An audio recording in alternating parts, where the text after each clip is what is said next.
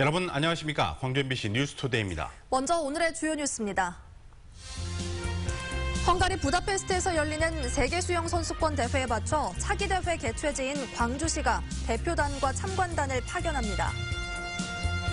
문재인 정부의 100대 국정과제 발표가 임박하면서 광주시와 전라남도가 기대감 속에 결과를 기다리고 있습니다. 의사표현의 자유를 위해 법으로 보장된 1인 시위를 공무원들이 방해했다는 논란에 휩싸였습니다. 기아 타이거즈가 선두를 질주하면서 관중도 크게 늘어 올 시즌 홈 관중 수가 100만 명을 돌파할 것으로 보입니다. 2017 세계 수영 선수권 대회가 이번 주에 헝가리 부다페스트에서 개막됩니다.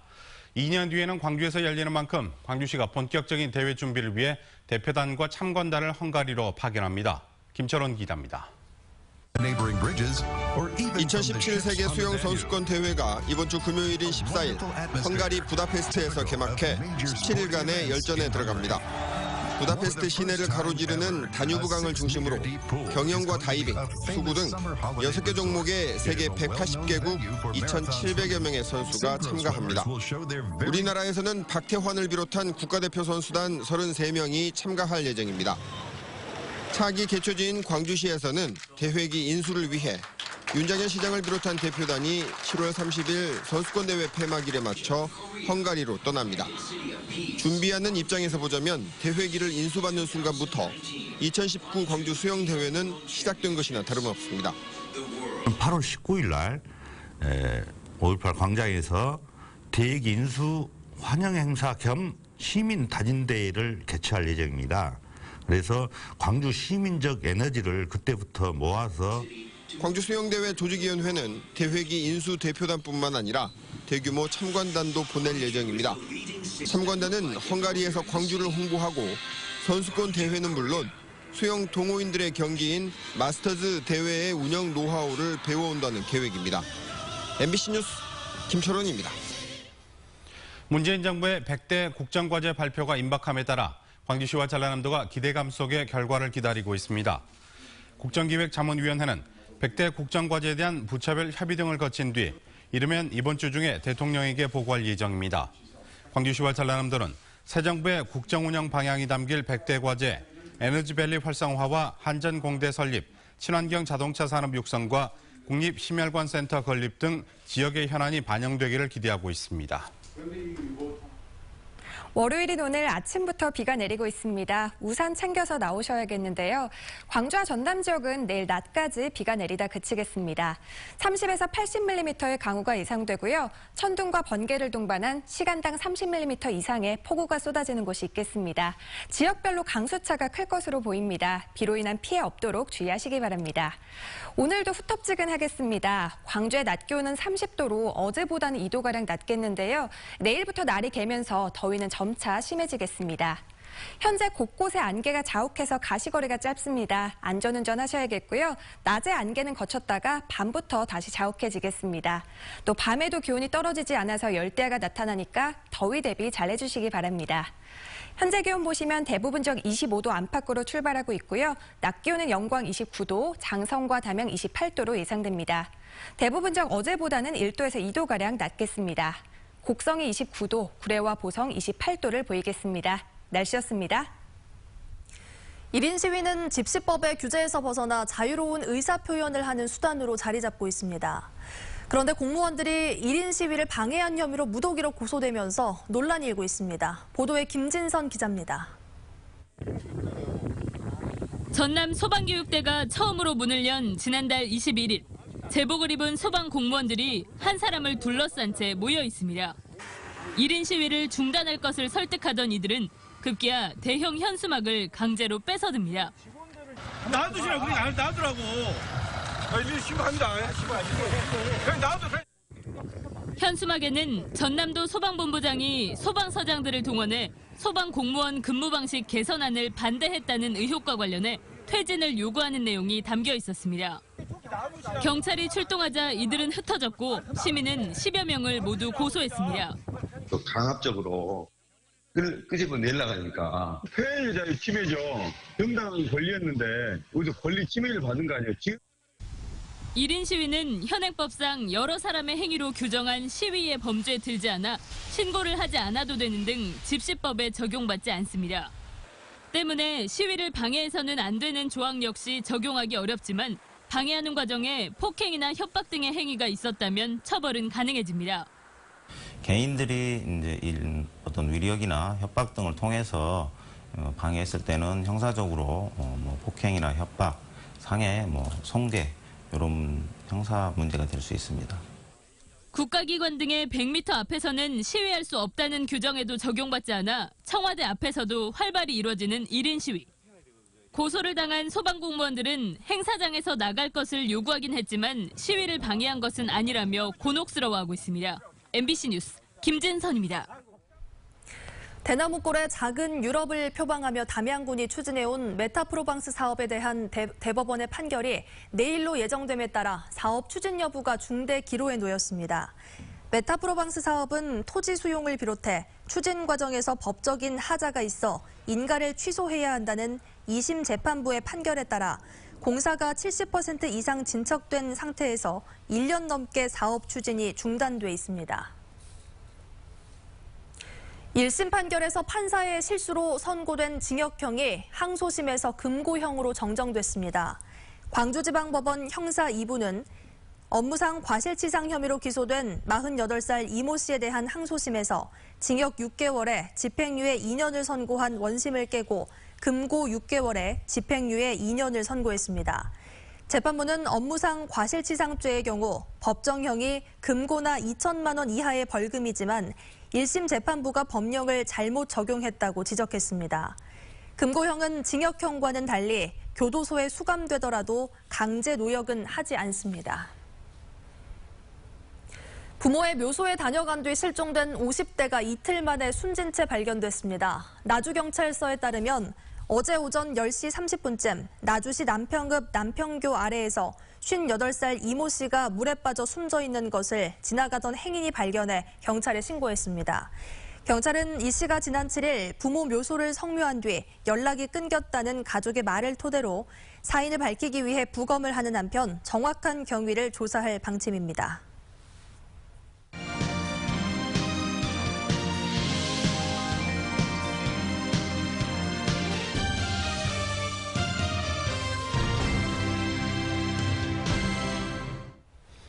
나주에서 수확이 한창인 플럼코트라는 과일 들어보셨습니까?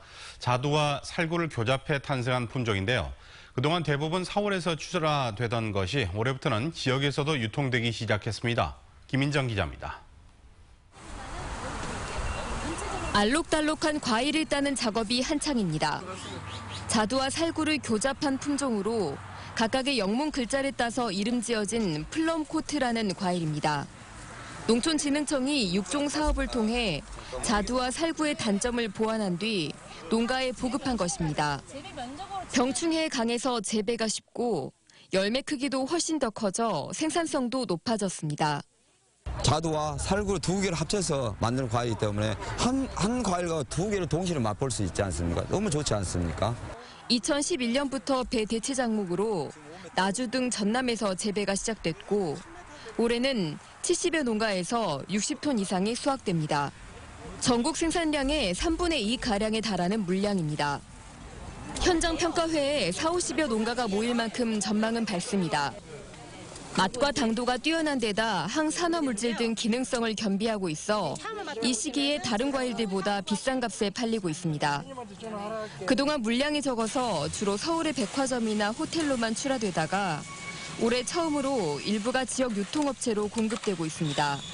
씻어서 바로 먹을 수도 있고 그래서 소비의 편리성과 어떤 맛에 있어서 소비자들에게 좀 좋은 평가를 받고 있기 때문에 어느 정도의 그런 어떤 시장은 차츰 좀 확대가 되지 않을까 생각합니다. 생산 농가들은 맛과 기능성까지 갖춘 플럼코트가 농가 소득 증대에 효자 작목이 돼주길 기대하고 있습니다. MBC 뉴스 김인정입니다. 문재인 정부가 가야 문화에 관심을 보이면서 지역 차원의 기대감도 커지고 있습니다. 하지만 지역 가야 문화권에 대한 활발한 연구를 위해 넘어야 할 산도 적지가 않습니다.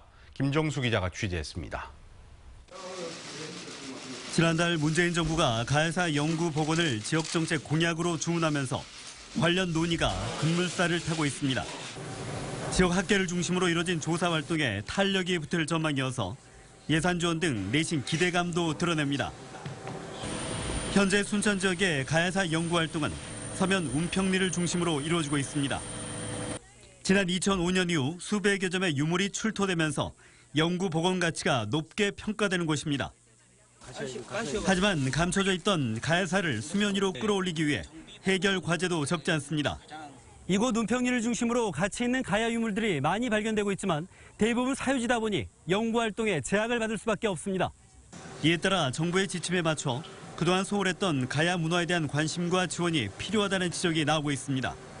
행정에서 조금 소극적이었습니다. 앞으로는 보다 많은 관심과 예산 배정을 해서 보다 더 활발한 가야유적 조사가 있었으면 합니다. 30여 년 전부터 가야사 복원에 공을 들여온 타 지역과의 협업 구축은 향후 연구 개발의 청신호가 되고 있습니다. 특히 공동연구센터 설립을 통해 서부 경남 지역을 포함한 가야 문화권 정보 공유와 연구 인력 양성도 기대됩니다. 호남 동부와 영남 서부는 거의 같은 성격의 문화가 존재했던 게 아닌가 조사를 하고 토론을 하면 전혀 새로운 역사상이 나타나지 않겠는가 그런 기대를 가지고 있습니다. 지난 2012년 일본의 식민사관에 기초한 임나 일본부서를 뒤집을 수 있는 자료가 대거 출토되면서 고고학계에 관심을 모았던 순천 운평리 유적. 문재인 정부가 제기한 가야사 복원 논의가 또 다른 출발점에 서면서 묻혀있던 역사적 가치를 끌어내기 위한 각계각층의 노력이 요구되고 있습니다. MBC 뉴스 김종수입니다.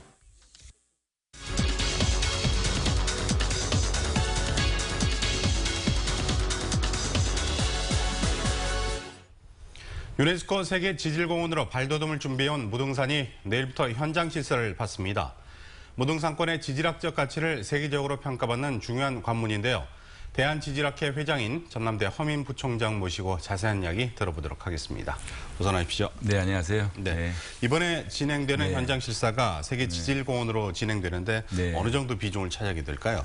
실질적으로 저희들이 이제 1차와 2차로 나눈다면 1차가 작년에 우리가 이제 유네스코 개출했던 그런 서류평가 약 8개 분량이거든요.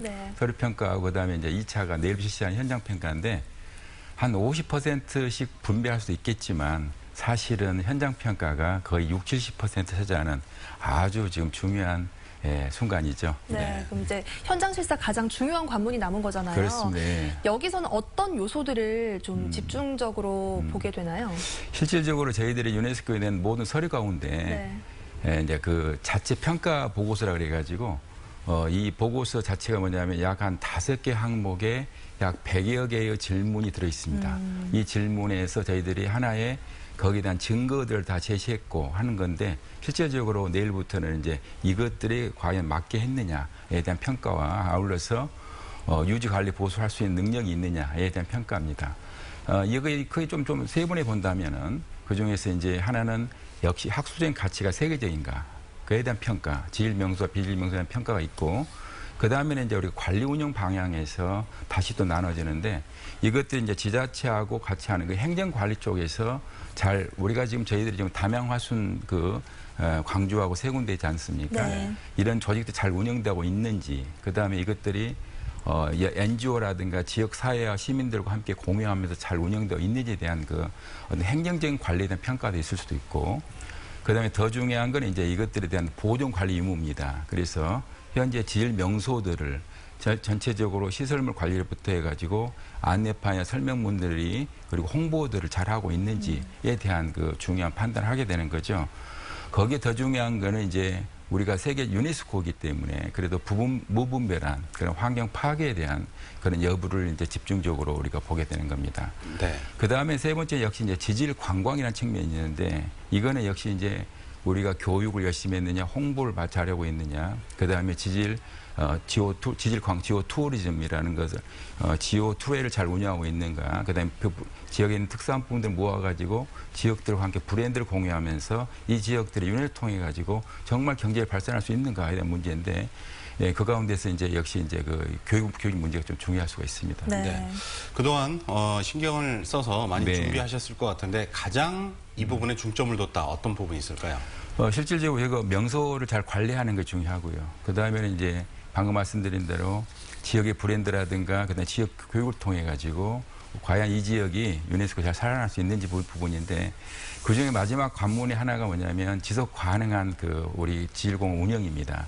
그래서 저희들이 지금까지 이제 물론 이거는 이제 첫째 이제 인증도 굉장히 어렵겠지만 인증된 이후에 4년만 재평가를 하기 때문에 지속적으로 관리할 수 있는 능력을 갖고 있느냐 이게 상당히 중요한 것이죠. 네, 현장 실사가 14일까지로 알고 있는데요. 네. 그러면 현장 실사가 끝나면 네. 그 다음 절차는 어떤 것들이 남아 있나요?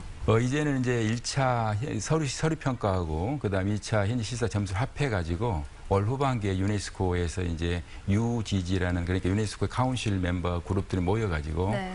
이걸 이제 점수화하는 평가를 하고 있는데 이게 잘 되면 내년 초에 이제 유네스코 총회의에서 최종 결정하게 됩니다만은 만약에 이제 이게 결정이 잘 안 된다면 결정 가운데서도 인증 여부가 있고 그 다음에 보류라든가 보완 같은 게 조치가 있을 겁니다. 뭐 미인증도 있을 수도 있고 이런 것들에 대해서 이제 잘 지켜보면서 하는데 저도 좀 긴장이 되고 기대가 되고 있습니다. 네, 이번에 지정되면 우리나라에서 이제 3번째 지정되는 건데요. 네, 네. 저희도 기대를 해보도록 하겠습니다. 네. 나와주셔서 고맙습니다. 네, 고맙습니다. 고맙습니다. 네. 선두를 달리고 있는 기아 타이거즈가 인기몰이를 하면서 올 시즌 홈 관중이 100만 명을 돌파할 것으로 보입니다. 기아 타이거즈가 올 시즌 144경기 가운데 82경기를 치른 가운데 홈 경기가 8차례 매진되는 등 관중이 크게 늘어 누적 관중 수는 55만 명을 넘었습니다. 또 경기당 평균 관중은 14,000여 명으로 이 추세가 계속될 경우 역대 최다 관중을 기록한 지난해 77만여 명을 넘어서는 것은 물론 100만 명도 돌파할 수 있을 것으로 보입니다. 프로축구 광주FC가 10경기 만에 승리하면서 시즌 3승을 기록해 반등의 기회를 마련했습니다. 광주FC는 어제 광주 월드컵 경기장에서 열린 K리그 19라운드 FC 서울과의 경기에서 전반 37분 송승민, 후반 12분 김영빈, 후반 32분 이후혁 선수가 골을 성공시키며 3대2로 승리했습니다. 시즌 3승을 기록한 광주FC는 모레 홈에서 상주 상무를 상대로 시즌 4승 도전에 나섭니다. 광주 시내버스 노사의 임단협이 타결됐습니다. 광주시에 따르면 시내버스 운송사업조합과 버스노조가 임금을 호봉별로 시급 대비 2.45% 인상하는 데 합의했습니다. 양측은 임금 인상폭을 놓고 지난 3월부터 줄다리기 협상을 계속했고 5달 만에 합의를 도출해냈습니다.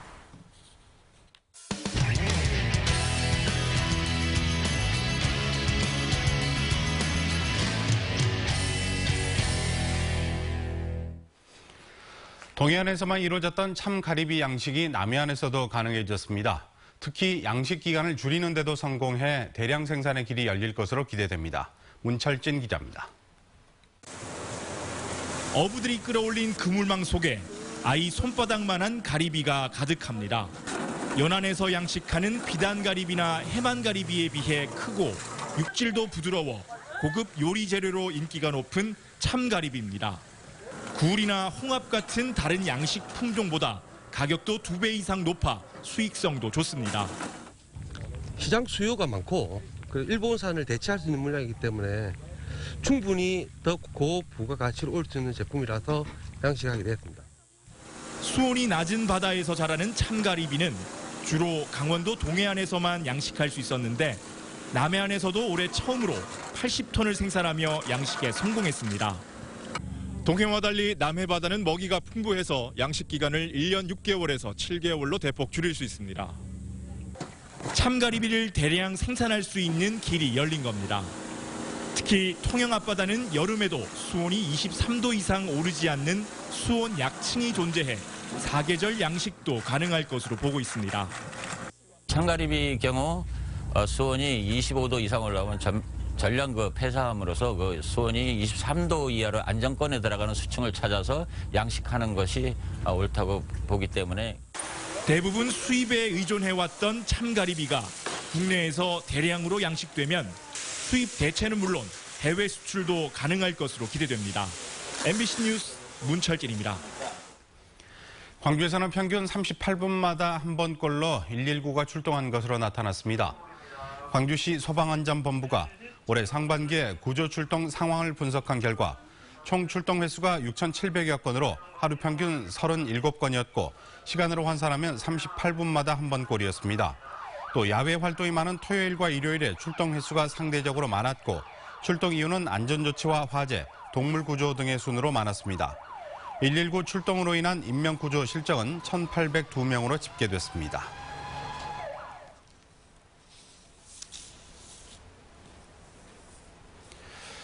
광주 지역 초, 중고등학교 학부모 98%는 지난 1년간 촌지나 찬조금을 낸 적이 없다고 답했습니다.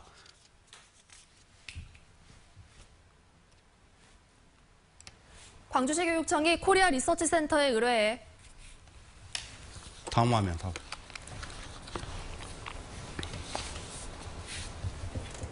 원고 없어요, 없어요.